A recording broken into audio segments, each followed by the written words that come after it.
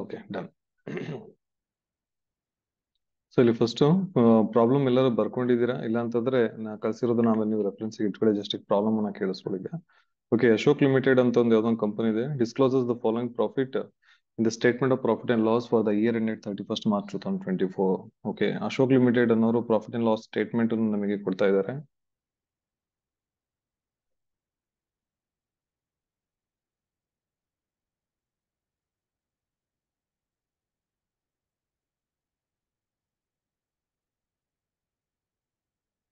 Okay, ಕಾಣಿಸ್ತಿದೆಯಲ್ಲ ಎಲ್ಲರಿಗೂ? ಏನು disturbance ಆಯ್ತು? ಕಾಣಿಸ್ತಿದೆಯಲ್ವಾ?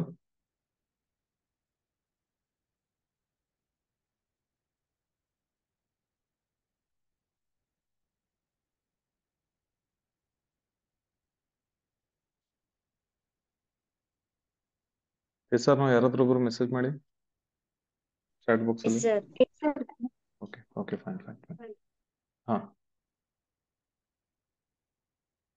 ಎಸ್. ಸೊ ಅಶೋಕ್ ಲಿಮಿಟೆಡ್ ಅನ್ನೋರು ಏನ್ ಮಾಡ್ತಾ ಇದ್ದಾರೆ ನಮಗೆ? ಎಸ್, ಅವರು ನಮಗೆ ಇಲ್ಲಿ ಪಿ&ಎಲ್ ಸ್ಟೇಟ್ಮೆಂಟ್ ಅನ್ನು ಕೊಡ್ತಾ ಇದ್ದಾರೆ as on 31st March 2024. Okay, ನಮಗೆ ಇಲ್ಲಿ ಈಗ ನಾವು ಇನ್ಕಮ್ ಫ್ರಮ್ ಬಿಸ್ನೆಸ್ ನ ಕ್ಯಾಲ್ಕುಲೇಟ್ ಮಾಡಬೇಕಾದ್ರೆ, ಫಾರ್ ಕಂಪನೀಸ್ ಮಾಡಬೇಕಾದ್ರೆ ನಾವೇನ್ ಮಾಡ್ತೀವಿ, ಪಿ&ಎಲ್ ಸ್ಟೇಟ್ಮೆಂಟ್ ಅಲ್ಲಿ ಕೊಟ್ಟಿರುವಂತ ಸ್ವಲ್ಪ ಐಟಮ್ಸ್ ಗಳನ್ನ ನಮಗೆ ಕೊಡ್ತಾ ಬರ್ತಾರೆ. ಓಕೆ, ಅದ್ರೊಳಗೆ ನಾವೇನ್ ಮಾಡ್ಬೇಕು ಅಂತಂದ್ರೆ ಸಿಂಪಲ್, ನಮಗೆ ಅದ್ರೊಳಗಡೆ ಯಾವ್ಯಾವ್ದು ನಾನ್ ಬಿಸ್ನೆಸ್ ಎಕ್ಸ್ಪೆನ್ಸಸ್ ಇದೆ ಅಂಡ್ ಯಾವ್ಯಾವ್ದು ನಾನ್ ಬಿಸ್ನೆಸ್ ಇನ್ಕಮ್ಸ್ ಇದಾವೆ ಗೊತ್ತಾಗ್ತದೆ, ಅದಕ್ಕೆ ಮಾತ್ರ treatment. Business expenses and business income ಗೆ ನಾವು ಯಾವ್ದು ಕೂಡ ಟ್ರೀಟ್ಮೆಂಟ್ ಅನ್ನು ಕೊಡೋದಿಲ್ಲ. ಗೊತ್ತಾಗ್ತಿದೆ? ಒಂದನ್ನ ಹೇಳ್ತೀನಿ ಮೊದಲನೇದಾಗಿನೇ, ನಾವಿಲ್ಲಿ ಏನ್ ಇನ್ಕಮ್ ಅನ್ನ ಮಾಡಿರ್ತೀವಿ, ಪಿ&ಎಲ್ ಸ್ಟೇಟ್ಮೆಂಟ್ ಪ್ರಿಪೇರ್ ಮಾಡಿರ್ತೀವಿ, ಆ ಪಿ&ಎಲ್ ಸ್ಟೇಟ್ಮೆಂಟ್ ಅನ್ನ as per accounting rules, accounting standards according ನಾವ್ ಏನ್ ಮಾಡಿರ್ತೀವಿ, ಪಿ&ಎಲ್ ಸ್ಟೇಟ್ಮೆಂಟ್ ಅನ್ನ ಪ್ರಿಪೇರ್ ಮಾಡುತ್ತೆ as per accounting rules apply ಮಾಡ್ಬಿಟ್ಟು. ಗೊತ್ತಾಗ್ತಿದ್ಯಾ?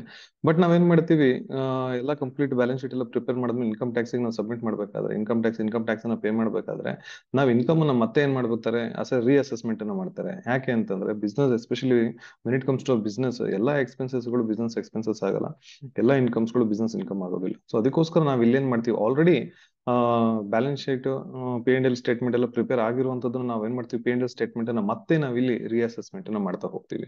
ಗೊತ್ತಾಗ್ತೀವಿ? ಅದಕ್ಕೆ ನಾವ್ ಇಲ್ಲಿ ಕ್ಯಾಲ್ಕುಲೇಟ್ ಮಾಡೋದು ಇನ್ಕಮ್ ಫ್ರಮ್ ಬಿಸ್ನೆಸ್, ಹಾಗೆ ನಾವು ಆಸ್ ಪರ್ ಇನ್ಕಮ್ ಟ್ಯಾಕ್ಸ್ ನಾವು ಇಲ್ಲಿ ಕ್ಯಾಲ್ಕುಲೇಟ್ ಮಾಡ್ತಾ ಬರ್ತೀವಿ. ಗೊತ್ತಾಗ್ತಾ ಇದೆ? ಸೊ ಇಲ್ಲಿ ಏನ್ ಹೇಳ್ತಿದ್ದಾರೆ, ನೆಟ್ ಪ್ರಾಫಿಟ್ ಹೇಳಿದಾರೆ ಅವರು 10 lakh rupees ನೆಟ್ ಪ್ರಾಫಿಟ್ ಇದೆ ಅಂತ ಹೇಳ್ಬಿಟ್ಟು. Net profit during the year 10 lakhs. The investigation of accounts shows the following ಅಂತ ಹೇಳ್ತಾರೆ. ಸೊ ನೆಕ್ಸ್ಟ್ ಏನ್ ಮಾಡಿದ್ದಾರೆ, ಅಕೌಂಟ್ಸ್ ಅನ್ನು ಇನ್ವೆಸ್ಟಿಗೇಟ್ ಮಾಡಿದ್ದಾರೆ ಅಂಡ್ ಸ್ವಲ್ಪ ಐಟಮ್ಸ್ ಗಳನ್ನ ನಮಗೆ ಅವರು ಐಡೆಂಟಿಫೈ ಮಾಡ್ಬಿಟ್ಟು ಕೊಡ್ತಾ ಇದ್ದಾರೆ. ಏನೇನು ಐಟಮ್ಸ್ ಗಳನ್ನ ಐಡೆಂಟಿಫೈ ಮಾಡಿ ಕೊಡ್ತಾ ಇದ್ದಾರೆ ನೋಡಿ. Opening and closing stocks 5,70,000 and 9,50,000 respectively, which were valued at 5% below the cost ಅಂತ ಹೇಳ್ತಾ ಇದ್ದಾರೆ. ಸೊ ಇಲ್ಲಿ ಏನು opening stock and closing stock ಏನಿದೆ, opening stock and closing stock ಏನ್ ಟ್ರೇಡಿಂಗ್ ಅಕೌಂಟ್ ಅಲ್ಲಿ ಏನ್ ಬರುತ್ತೆ, ಅದು ರಿವ್ಯಾಲ್ಯೂ ಅಂದ್ರೆ ಅದು ಲೋ, ಅದೇನಾಗಿದೆ, ವ್ಯಾಲ್ಯೂಯೇಷನ್ ಮಾಡಿದ್ದಾರೆ ಬಿಲೋ ದ ಕಾಸ್ಟ್ 5%. ಆಕ್ಚುಲಿ ಏನಿದೆ ಅದಕ್ಕಿಂತ 5% ಕಮ್ಮಿ ಅವ್ರು ಏನ್ ಮಾಡಿದ್ದಾರೆ, ವ್ಯಾಲ್ಯೂಯೇಷನ್ ಮಾಡಿದೀನಿ ಅಂತ ಹೇಳ್ಬಿಟ್ಟು ಹೇಳ್ತಾ ಇದ್ದಾರೆ. Okay, and a claim is made for deduction of bonus for rupees 1,20,000 payable to workers for the previous year 22-23. 22-23 ಅಲ್ಲಿ ಪೇ ಆಗಿಲ್ಲ, ಇದು ಇನ್ನು ಪೇಯಬಲ್. ಅರ್ಥ ಆಗ್ತಾ ಇದೆ?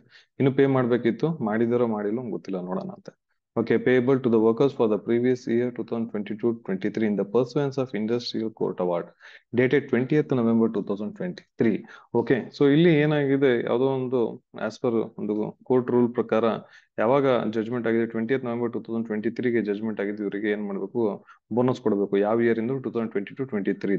ಓಕೆ, 2022-23 ಆ ಇಯರ್ ಯಾವಾಗ ಕ್ಲೋಸ್ ಆಗತ್ತಪ್ಪ, 31st March 2023ಗೆ ಕ್ಲೋಸ್ ಆಗತ್ತೆ. ಬಟ್ ಇಲ್ಲಿ ಜಜ್ಮೆಂಟ್ ಆಗ್ತಿರೋದು ಇವಾಗ November 2023ಗೆ. ಗೊತ್ತಾಗ್ತದೆ? ಸೊ ಇನ್ನು ಪೇಮೆಂಟ್ ಆಗಿಲ್ಲ.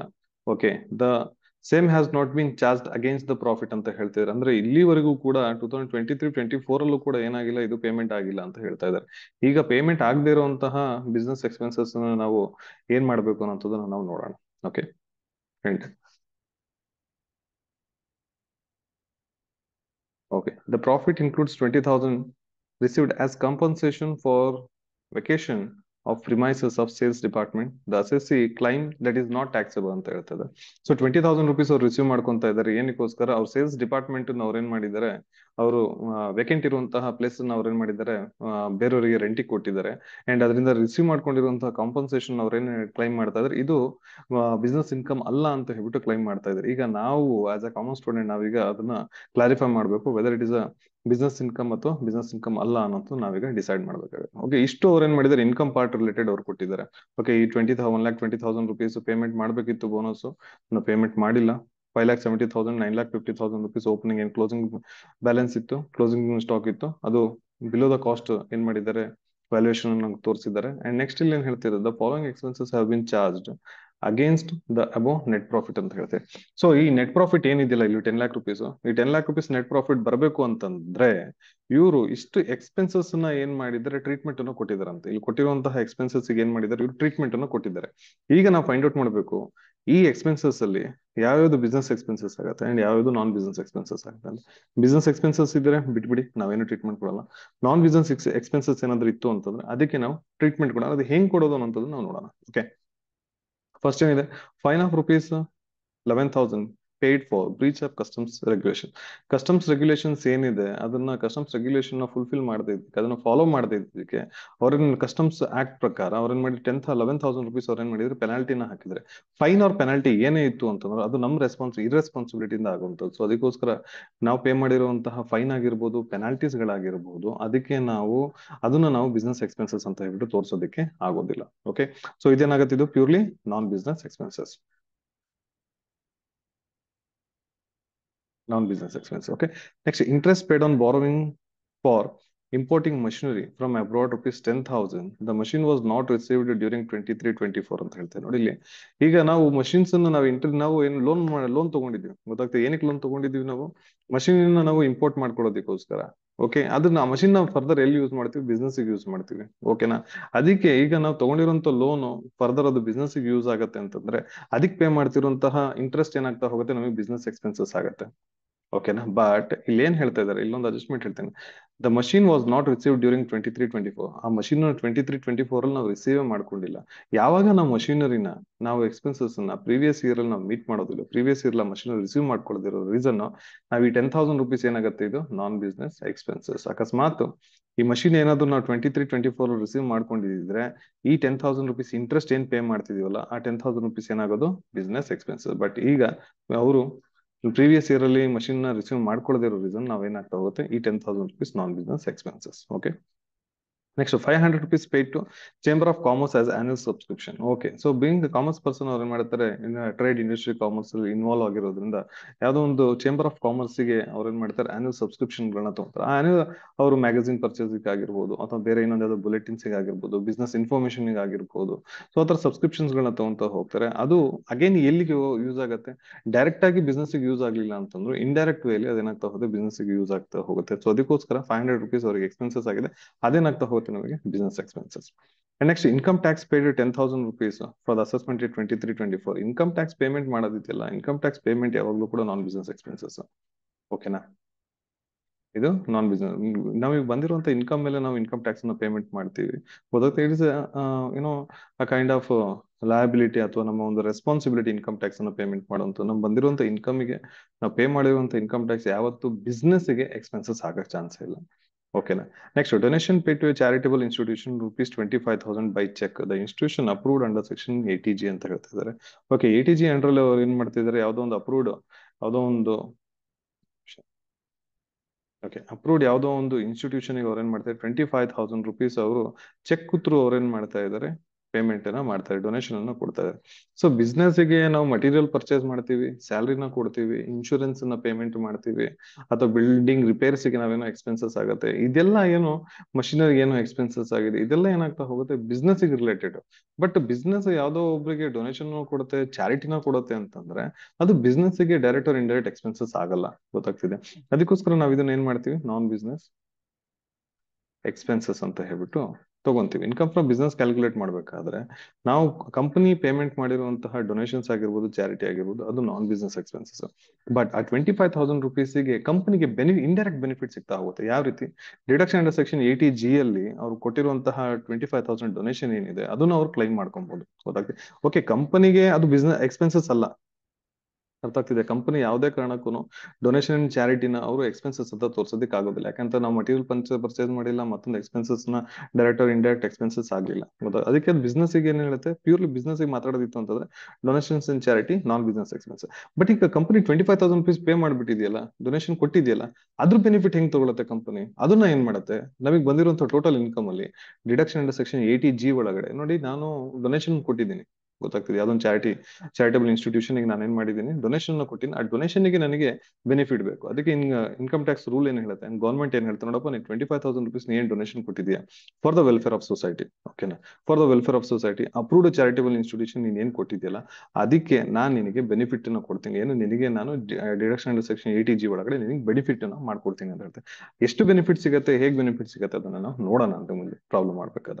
Okay, the company paid 15,000 on account of underwriting commission for fresh issue of shares and 2,000 rupees on account of brokerage for raising loan from the bank ಅಂತ ಹೇಳ್ತಾರೆ. So ಇಲ್ಲಿ ನೋಡಿ, ಇಲ್ಲಿ 15,000 rupees ಏನಿದೆ under writing commission ಇದೆ. So company ಏನ್ ಮಾಡುತ್ತೆ, ಹೊಸದಾಗಿ ಶೇರ್ಸ್ ಗಳನ್ನ ಇಶ್ಯೂ ಮಾಡಿದಾಗ ಏನ್ ಮಾಡ್ತಾ ಹೋಗುತ್ತೆ, ಅವರಿಗೆ ಒಂದು ಭಯ ಇರತ್ತೇನು, ನಾವು ಇಶ್ಯೂ ಮಾಡ್ತಿರುವಂತಹ ಶೇರ್ಸ್ ಜನರು ಪರ್ಚೇಸ್ ಮಾಡಿಲ್ಲ ಅಂತಂದ್ರೆ, ಜನರು ಅದರಲ್ಲಿ ಇನ್ವೆಸ್ಟ್ಮೆಂಟ್ ಮಾಡಿಲ್ಲ ಅಂತಂದ್ರೆ ಏನ್ ಮಾಡೋದು ಅಂತ ಅಂದ್ಬಿಟ್ಟು ಅವಾಗ ಕಂಪನಿ ಏನ್ ಮಾಡ್ತಾರೆ, ಈ ತರ ಕಮಿಷನ್ ಏಜೆಂಟ್ಸ್ ಗಳು ಇರ್ತವೆ, ಅಂಡರ್ ರೈಟಿಂಗ್ ಕಮಿಷನ್ಸ್, ಅದನ್ನ ಅಂಡರ್ ರೈಟಿಂಗ್ ಅಂತ ಕರಿತೀವಿ.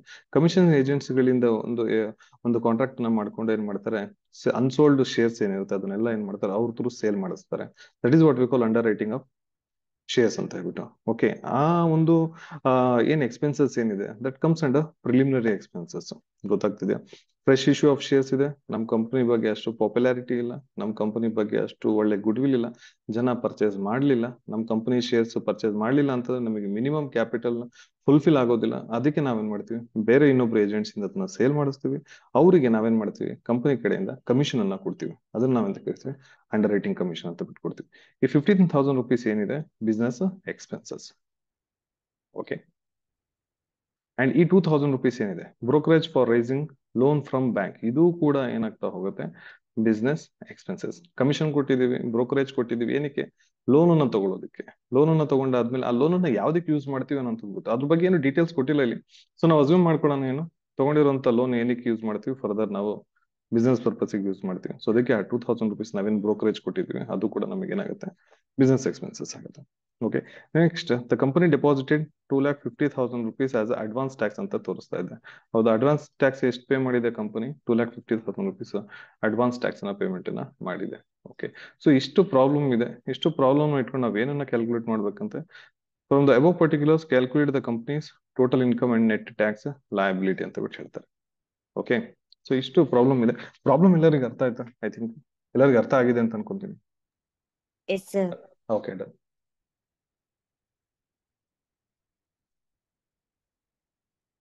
ಓಕೆ, ಈಗ ಸೊಲ್ಯೂಷನ್ ಬರೋಣ. ಕಾಣಿಸ್ತಾ ಇದೆಲ್ಲ, ಎರಡು ಪ್ರಾಬ್ಲಮ್ ಅಂಡ್ ಸೊಲ್ಯೂಷನ್ ಎರಡು ಸೈಡ್ ಬೈ ಸೈಡ್ ಇದೆ, ಕಾಣಿಸ್ತಿದೆಯಲ್ಲ ಎಲ್ಲರಿಗೂ? Yes, sir. Okay, done. ಈಗ ನೋಡಿ ಸೊಲ್ಯೂಷನ್ ಗೆ ಹೋಗೋಣ ನಾವು.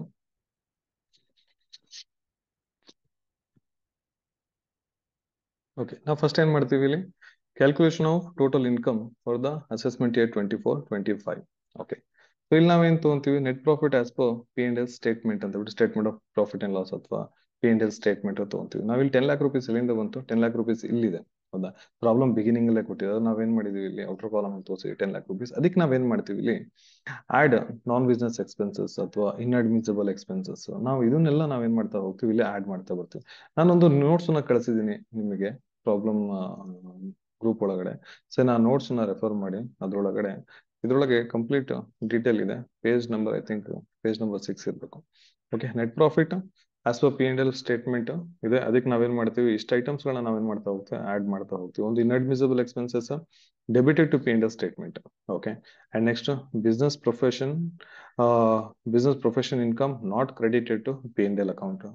Over valuation of opening stock, under valuation of closing stock, notion loss, ಅದ್ರ ಜೊತೆಗೆ ನಾವೇನ್ ಮಾಡ್ತಾ ಹೋಗ್ತೀವಿ.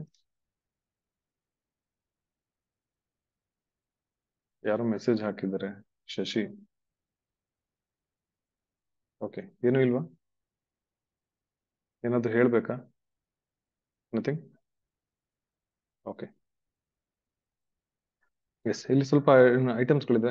Admissible expenses not debited to P&L account. And tax free income credit P and account non business. ಇದನ್ನೊಂದ್ಸಲಿ ನೀವು ರೆಫರ್ ಮಾಡ್ಕೊಳ್ಳಿ. ನಾನು ಇದ್ರ ಬಗ್ಗೆ ಜಾಸ್ತಿ ಇದು ಮಾಡ್ತಾ ಹೋಗಲ್ಲ, ನಿಮಗೆ ಮುಂದೆ ಗೊತ್ತಾಗ್ತಾ ಹೋಗುತ್ತೆ. ಓಕೆನಾ? ಇಲ್ಲಿದೆ ಪೇಜ್ ನಂಬರ್ 6 ಅಲ್ಲಿ ಇದೆ, ಅದನ್ನ ಒಂದು ಫಾರ್ಮೆಟ್ ನೀವು ಫಾಲೋ ಮಾಡಿ. Okay done.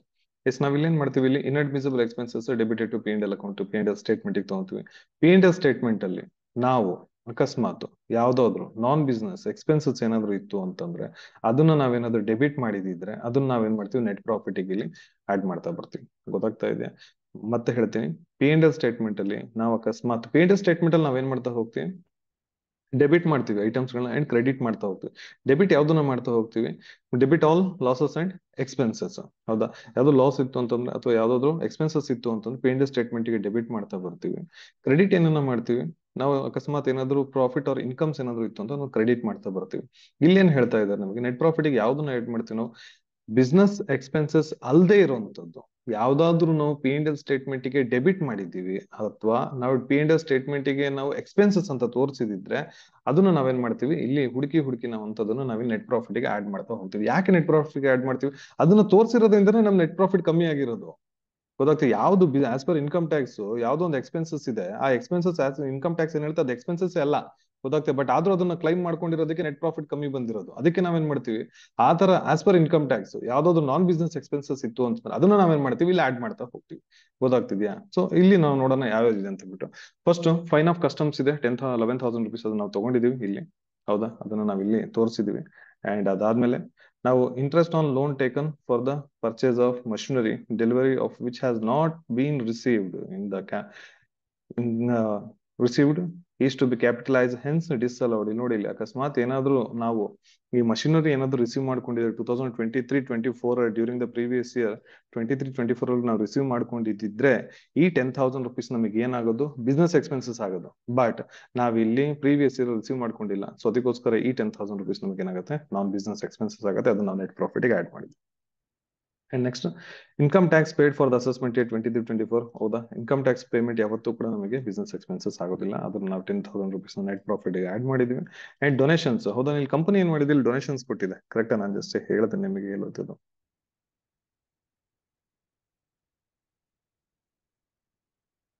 ಹಾ, ಡೊನೇಷನ್ಸ್ ಎಷ್ಟಿದೆ, 25,000 rupees ಇದೆ. ಡೊನೇಷನ್ಸ್ ನಾವೇನ್ ಮಾಡ್ತೀವಿ, 25,000 rupees ನಮಗೆ ನಾನ್ ಬಿಸ್ನೆಸ್ ಎಕ್ಸ್ಪೆನ್ಸಸ್, ಅದನ್ನ ನಾವೇನ್ ಮಾಡಿದ್ವಿ, ನೆಟ್ ಪ್ರಾಫಿಟ್ಗೆ ಆಡ್ ಮಾಡ್ತೀವಿ. ಅದನ್ನ ಆಡ್ ಮಾಡ್ಕೊಂಡಿದ್ವಿ. ಅಂಡ್ ಇಲ್ಲಿ under writing commission 4/5 of under writing commission ಅಂತ ಇದೆ. ಅಂಡರ್ ರೈಟಿಂಗ್ ಕಮಿಷನ್ ಎಷ್ಟಿದೆಪ್ಪ ನಮಗೆ ಇಲ್ಲಿ, 15,000 rupees ಅಂಡರ್ ರೈಟಿಂಗ್ ಕಮಿಷನ್ ಇದೆ. ಬಟ್ ನಾವ್ ಇಲ್ಲಿ ಎಷ್ಟು ತೋರಿಸಿದೀವಿ, ಇಲ್ಲಿ 12,000 rupees ಅಂಡರ್ ರೈಟಿಂಗ್ ಕಮಿಷನ್ ತೋರಿಸಿದ್ವಿ. ಯಾಕೆ ಅಂತಂದ್ರೆ ಇಲ್ಲಿ ನೋಡಿ, ಅಂಡರ್ ರೈಟಿಂಗ್ ಕಮಿಷನ್ ಇಂದು ಒಂದು ನಮಗೆ ಇಲ್ಲಿ ಅಂಡರ್ ರೈಟಿಂಗ್ ಕಮಿಷನ್ ಅಲ್ಲಿ ಒಂದು ಇನ್ಕಮ್ ಟ್ಯಾಕ್ಸ್ ಅಲ್ಲಿ ಒಂದು ನಮಗೆ ಏನು ರೂಲ್ ಇದೆ. ಏನಂತಂದ್ರೆ ಸೆಕ್ಷನ್ 35D ಪ್ರಕಾರ, ಆಸ್ ಪರ್ ಸೆಕ್ಷನ್ 35D ಪ್ರಕಾರ ಇನ್ಕಮ್ ಟ್ಯಾಕ್ಸ್ ಏನ್ ಹೇಳುತ್ತೆ, any certain preliminary expenses related to the issue of shares including underwriting commissions are eligible for amortization. Deduction under section 35D ಏನು ಹೇಳುತ್ತೆ, the expenses can be amortized over 5 years in equal installment ಅಂತ ಹೇಳ್ತಾರೆ. ನೋಡಿ, ಇಲ್ಲಿ ಯಾವ ವರ್ಷ incur ಆಗಿದೆಯೋ ಆ ಇನ್ಕರ್ ಆಗಿರೋ ಇಯರ್ ಇಂದ ನೆಕ್ಸ್ಟ್ 5 years ಗೆ ಈ 15,000 rupees ಏನಿದೆಯಲ್ಲ, ಇದ್ರ ಬಗ್ಗೆ ಏನು ಡೌಟ್ ಇಲ್ಲ. ಈ 15,000 rupees ನಮಗೇನು ಬಿಸ್ನೆಸ್ ಎಕ್ಸ್ಪೆನ್ಸಸ್. ಬಟ್ ಈ 15,000 rupees ನಾವು ಒಂದೇ ಸಲ ಕ್ಲೈಮ್ ಮಾಡ್ಕೊಳ್ಳೋದಕ್ಕೆ ಬರೋದಿಲ್ಲ. ಸಿಂಪಲ್ ಹೇಳ್ಬೇಕು ಅಂತಂದ್ರೆ 15,000 rupees ಒಂದೇ ಸಲ ಕ್ಲೈಮ್ ಮಾಡ್ಕೊಳ್ಳೋದಕ್ಕೆ ಬರಲ್ಲ. ಯಾಕೆ, ಇನ್ಕಮ್ ಟ್ಯಾಕ್ಸ್ ಏನ್ ಹೇಳುತ್ತೆ, ನೋಡಪ್ಪ ನಿಂಗೆ 15,000 rupees ಅಂಡರ್ ರೈಟಿಂಗ್ ಕಮಿಷನ್ ಆಗಿದೆಯಲ್ಲ, ಓಕೆ ನೀನ್ ಕ್ಲೈಮ್ ಮಾಡ್ಕೋ, ಬೇಡ ಅಂತನಲ್ಲ, ಅದೇ ಬಿಸ್ನೆಸ್ ಎಕ್ಸ್ಪೆನ್ಸಸ್ ನಾನು ನಿನಗೆ ಅಲೋ ಮಾಡ್ತೀನಿ, ನೀನ್ ಅದನ್ನ ಕ್ಲೈಮ್ ಮಾಡ್ಕೋ. ಬಟ್ ಅದಕ್ಕೆ ನನಗೆ ಒಂದು ಕಂಡೀಷನ್ ಇದೆ. ಏನು ಅಂತಂದ್ರೆ ಈ 15,000 rupees ಏನಿದೆ, ನೀನು 5 years ಗೆ ನೀನು ತಗೊಬೇಕು. ಗೊತ್ತಾಗ್ತಿದೆ? 5 years ವರೆಗೂ ಕ್ಲೈಮ್ ಮಾಡ್ಕೊಬೇಕು. ಅಂದ್ರೆ ಈಗ ಯಾವ ಇಯರ್, 23-24 ಅಲ್ಲಿ ನಮಗೆ ಬಂದಿರುವಂತದ್ದು 23-24 ನಮಗೆ ಇದ್ದಂತ ನಮಗೆ ಪ್ರೀವಿಯಸ್ ಇಯರ್ ಅಂತಂದ್ರೆ 24-25 ಒಂದು ನಿಮಿಷ,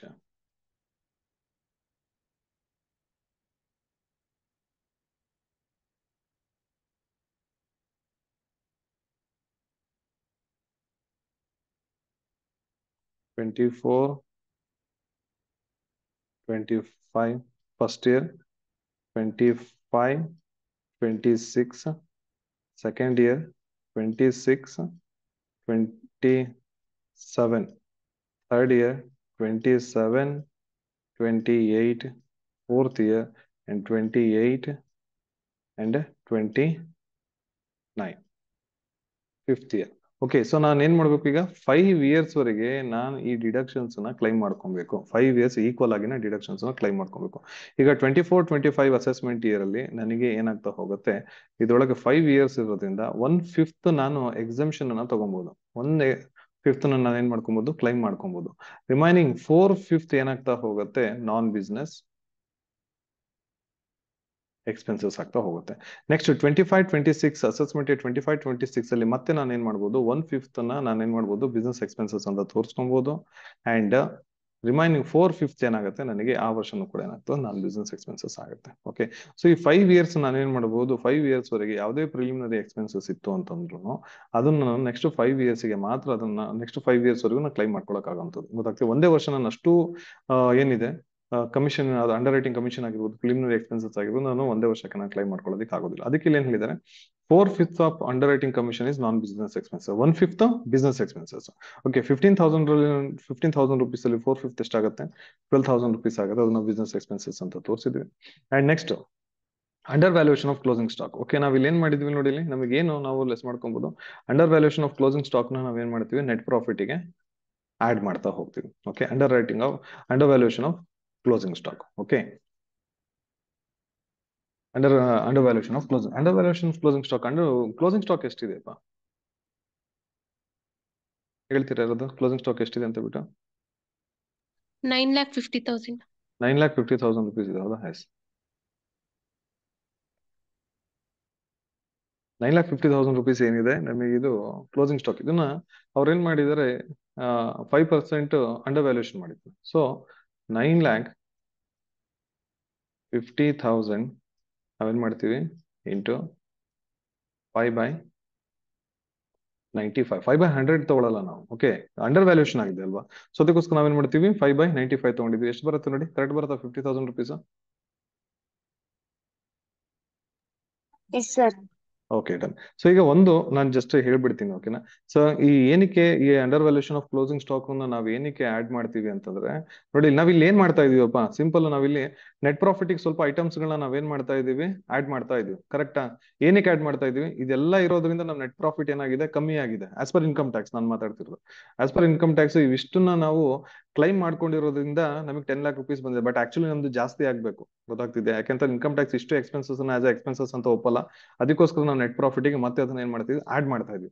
ಈಗ ನೋಡಿ ಇಲ್ಲಿ ಕ್ಲೋಸಿಂಗ್ ಸ್ಟಾಕ್ ಏನಿದೆ, ಕ್ಲೋಸಿಂಗ್ ಸ್ಟಾಕ್ ಇಲ್ಲಿ ನಾವು ಒಂದು ಟ್ರೇಡಿಂಗ್ ಅಕೌಂಟ್ ನ ಇಲ್ಲೊಂದು ಎಕ್ಸಾಂಪಲ್ ಆಗಿ ತಗೊಂಡಿದ್ದೀನಿ. ಓಕೆ, ಈ ನಾವು ಟ್ರೇಡಿಂಗ್ ಅಕೌಂಟ್ ಅಲ್ಲೂ ಕೂಡ ನಾವೇನ್ ಮಾಡ್ತಾ ಹೋಗ್ತೀವಿ, ಇಲ್ಲಿ ನಾವು ಏನ್ ಮಾಡ್ತಾ ಹೋಗ್ತೀವಿ, ಇಲ್ಲಿ ಡೆಬಿಟ್ ಮಾಡ್ತಾ ಹೋಗ್ತೀವಿ. ಎಕ್ಸ್ಪೆನ್ಸಸ್, ಡೈರೆಕ್ಟ್ ಎಕ್ಸ್ಪೆನ್ಸಸ್ ನಾವು ಡೆಬಿಟ್ ಮಾಡ್ತಾ ಹೋಗ್ತೀವಿ. ಅಂಡ್ ಡೈರೆಕ್ಟ್ ಇನ್ಕಮ್ಸ್ ಗಳನ್ನೆಲ್ಲ ನಾವ್ ಏನ್ ಮಾಡ್ತಾ ಹೋಗ್ತೀವಿ, ಕ್ರೆಡಿಟ್ ಮಾಡ್ತಾ ಹೋಗ್ತೀವಿ. ಇಲ್ಲಿ ನಾವು ಕ್ಲೋಸಿಂಗ್ ಸ್ಟಾಕ್ ನ ತಗೊಂತೀವಿ. ಕರೆಕ್ಟಾ? ನಾವಿಲ್ಲಿ ಏನ್ ಮಾಡ್ತೀವಿ, ಕ್ಲೋಸಿಂಗ್ ಸ್ಟಾಕ್ ನ ತಗೊಂತೀವಿ.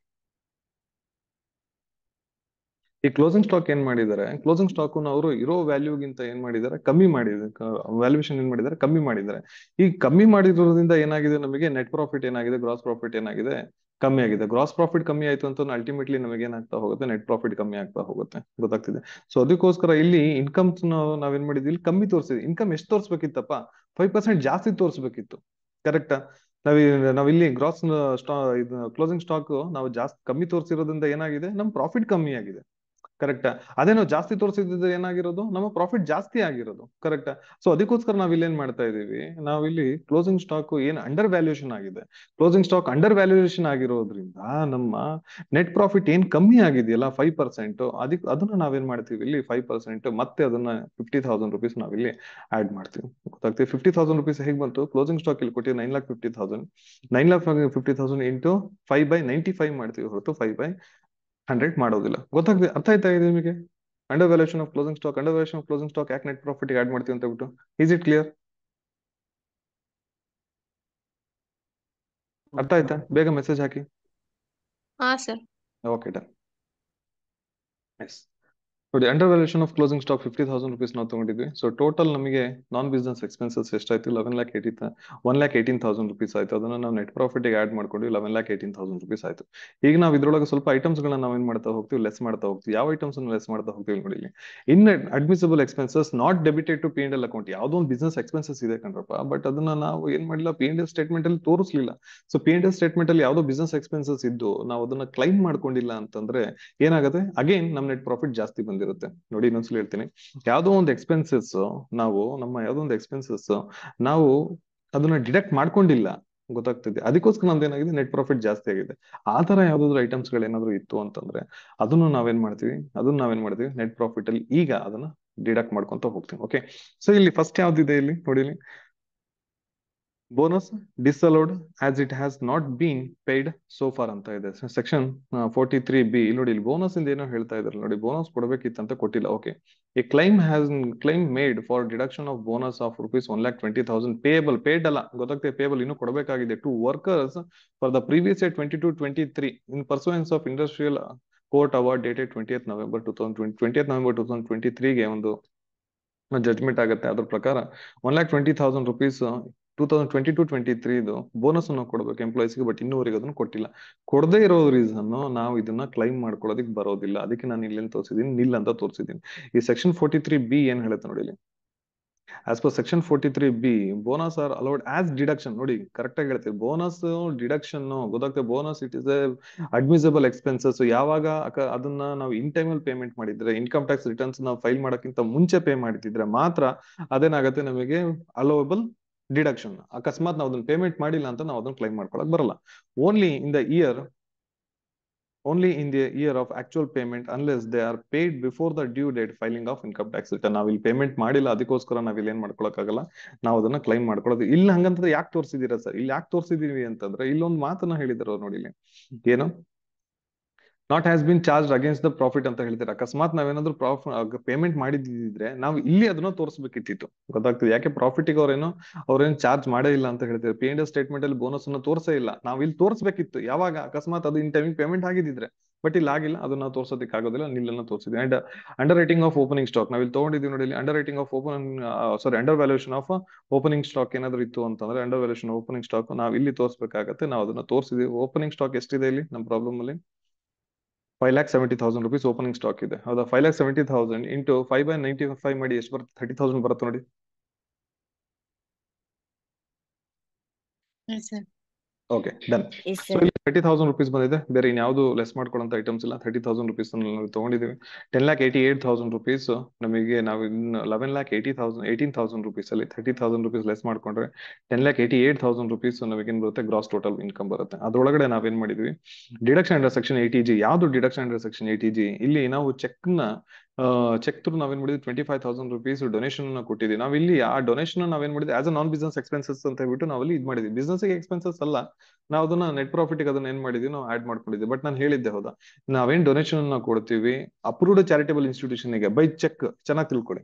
ಅಪ್ರೂವ್ಡ್ ಚಾರಿಟಬಲ್ ಇನ್ಸ್ಟಿಟ್ಯೂಷನ್ ಗೆ ನಾವೇನಾದ್ರೂ ಕಂಪನಿ ಅವರು ನಾವೇನಾದ್ರೂ ಡೊನೇಷನ್ ಕೊಡ್ತೀವಿ ಅಂತಂದ್ರೆ ಇನ್ಕಮ್ ಟ್ಯಾಕ್ಸ್ ಇಂದ ನಮಗೆ ಬೆನಿಫಿಟ್ ಇದೆ. ಅದೇನೋ ನಾವು ಡಿಡಕ್ಷನ್ಸ್ ಅನ್ನ ಕ್ಲೈಮ್ ಮಾಡ್ಕೋಬಹುದು ಅಂಡರ್ ಸೆಕ್ಷನ್ 80G. ಇಲ್ಲಿ ನೋಡಿ, ಇಲ್ಲಿ donation to charitable institution by cheque 50%, ₹25,000 ಮೇಲೆ ನಾವೇನ್ ಮಾಡ್ತೀವಿ, 50% ನಾವು ಕ್ಲೈಮ್ ಮಾಡ್ಕೊಂತೀವಿ.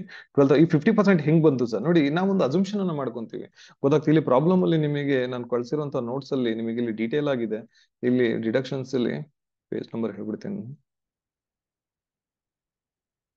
ಓಕೆ, ಇದನ್ನ ನೋಡ್ಕೊಳ್ಳಿ, ಇಲ್ಲಿ page number 23. Okay, page number 23 ಇಂದ ಇದೆ ಡಿಡಕ್ಷನ್ ಅಂಡರ್ ಸೆಕ್ಷನ್ 80G. ಇಲ್ಲಿ ಸ್ವಲ್ಪ no limited donation with limited donation ಅಂತ ಇದೆ. ಓಕೆ, ಅಂಡ್ ಅದಾದ್ಮೇಲೆ ನೋ ಲಿಮಿಟೆಡ್ ಡೊನೇಷನ್ 100% ಇದೆ. ಓಕೆ, ಅದಾದ್ಮೇಲೆ ನೋ ಲಿಮಿಟ್ ಡೊನೇಷನ್ ಕೂಡ ಇಲ್ಲಿ 50% ಇದೆ, ಗೊತ್ತಾಗ್ತದೆ. ಇದನ್ನ ನೀವು ಒಂದ್ಸಲಿ ನಾಳೆ ನೋಡ್ಕೊಳ್ಳಿ. ಇದ್ರ ಮೇಲೆ ಡಿಡಕ್ಷನ್ ಮೇಲೆ 80G ಡಿಡಕ್ಷನ್ ಮೇಲೆ ನಾವು ಪ್ರಾಬ್ಲಮ್ ಮಾಡೋಣ, ಗೊತ್ತಾಗ್ತದೆ. ಬಟ್ ಇಲ್ಲಿ ಆಸ್ ಇಫ್ ನಾವು ಈ ಪ್ರಾಬ್ಲಮ್ ರಿಲೇಟೆಡ್ ಇತ್ತು ಅಂತ ಇಲ್ಲಿ ಯಾವ್ದಕ್ಕೆ ಯಾವ ಪರ್ಟಿಕ್ಯುಲರ್ ಒಂದು ಚಾರಿಟಬಲ್ ಇನ್ಸ್ಟಿಟ್ಯೂಷನ್ ಗೆ ಮಾಡಿದೀವಿ ಅಂತ ಅವ್ರು ಏನು ಇನ್ಸ್ಟ್ರಕ್ಷನ್ ಕೊಡ್ತಾ ಇಲ್ಲ. ಬಟ್ ಏನು ಅಪ್ರೂವ್ಡ್ ಚಾರಿಟಬಲ್ ಇನ್ಸ್ಟಿಟ್ಯೂಷನ್ ಗೆ ಮಾಡಿದೀವಿ, under section 80G approved charitable institution by cheque ಏನ್ ಮಾಡ್ತಾ ಇದೀವಿ, ನಾವು ಡೊನೇಷನ್ ಕೊಟ್ಟಿದೀವಿ ಅಂತ ಹೇಳ್ತೀವಿ. ಸೊ ನಾವು ಅಸಂಪ್ಷನ್ ಮಾಡ್ಕೊಳ್ಳೋಣ, ಯಾವ್ದೋ ಒಂದು ಅಪ್ರೂವ್ಡ್ ಚಾರಿಟಬಲ್ ಇನ್ಸ್ಟಿಟ್ಯೂಷನ್ ಯಾವ್ದೋ ಒಂದಕ್ಕೆ ಕೊಟ್ಟಿದ್ದಾರೆ. ಸೊ ಸ್ಟ್ಯಾಂಡರ್ಡ್ ಡಿಡಕ್ಷನ್ ನಾವೇನ್ ಮಾಡ್ತಾ ಹೋಗ್ತೀವಿ, ಸ್ಟ್ಯಾಂಡರ್ಡ್ ಆಗಿ ನಾವು 50% ನಾವು ಕ್ಲೈಮ್ ಮಾಡ್ಕೊಂತೀವಿ. ಯಾವ್ದು ಅನ್ಲೆಸ್ ಅಂಡ್ ಅಂಟಿಲ್ ನಮಗೆ ಎಲ್ಲಿಗೆ ಯಾವ್ದಕ್ ಪರ್ಟಿಕ್ಯುಲರ್ ಕೊಟ್ಟಿದ್ದಾರೆ ಅಂತ ಹೇಳ್ಬಿಟ್ಟು ನಮಗೆ ಗೊತ್ತಾಗೋದಿಲ್ವೋ ಅಲ್ಲಿವರೆಗೆ ನಾವೇನ್ ಮಾಡ್ತೀವಿ, 50% ನಾವು ಡಿಡಕ್ಷನ್ಸ್ ನ ಕ್ಲೈಮ್ ಮಾಡ್ಕೊಂತ ಹೋಗ್ತೀವಿ, ಗೊತ್ತಾಗ್ತಾ ಇದೆ. ಸೊ ಇಲ್ಲಿ ಏನ್ ಮಾಡಿದ್ವಿ, ₹25,000 ಇದೆ, ಅದ್ರಲ್ಲಿ 50% ಕ್ಲೈಮ್ ಮಾಡ್ಕೊಂಡಿದ್ವಿ, ₹12,500.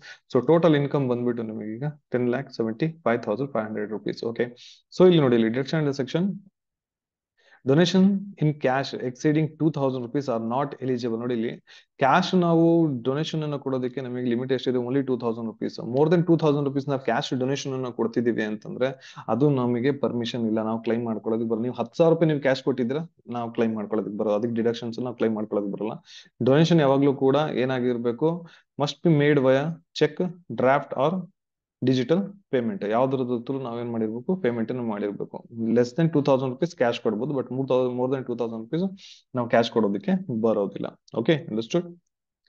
ಎಸ್, ನಾವು ಅದಕ್ಕೆ ನಾವು ಇಲ್ಲಿ ಮಾಡಿದ್ವಿ, ಚೆಕ್ ಥ್ರೂ ಕೊಟ್ಟಿದ್ದಾರೆ, ನಾವು ಕ್ಲೈಮ್ ಮಾಡ್ಕೊಂಡಿದ್ವಿ. ಓಕೆ, ಇಲ್ಲಿವರೆಗೆ ಇದು ಟೋಟಲ್ ಇನ್ಕಮ್ 10,75,000 rupees. ಪ್ರಾಬ್ಲಮ್ ಅರ್ಥ ಆಯ್ತಾ ನಿಮಗೆ? ಇದು ಡೌಟ್ Yes, ಏನಾದ್ರು sir. ಇದೆಯಾ?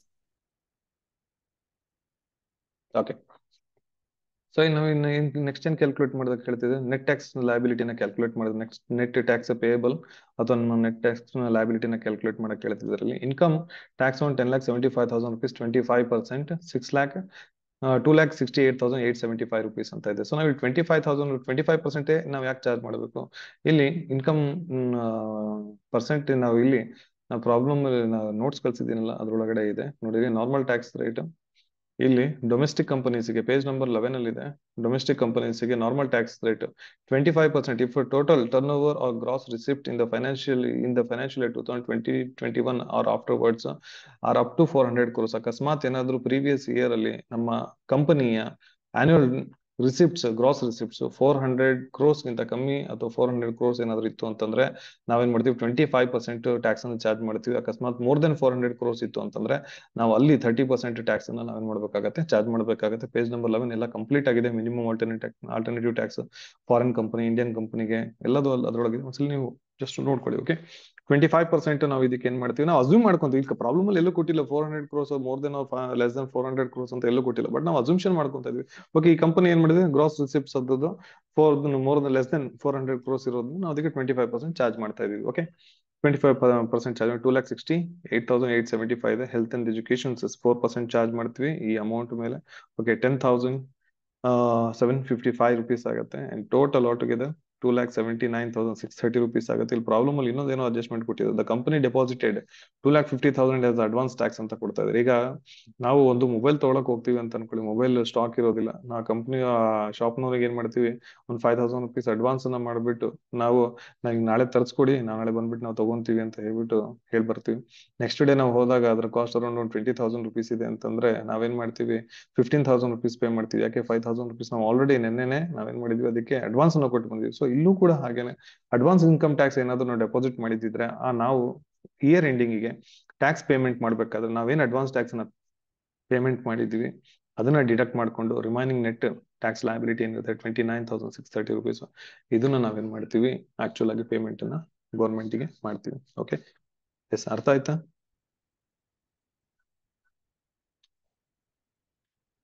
Yes sir. ಓಕೆ, ಏನೋ ಡೌಟ್ ಇದೆಯಾ? ಯಾಕಂತಂದ್ರೆ ಮೀಟಿಂಗ್ ಎಂಡ್ ಆಗುತ್ತೆ ಜಸ್ಟ್ 3 minutes ಅಲ್ಲಿ.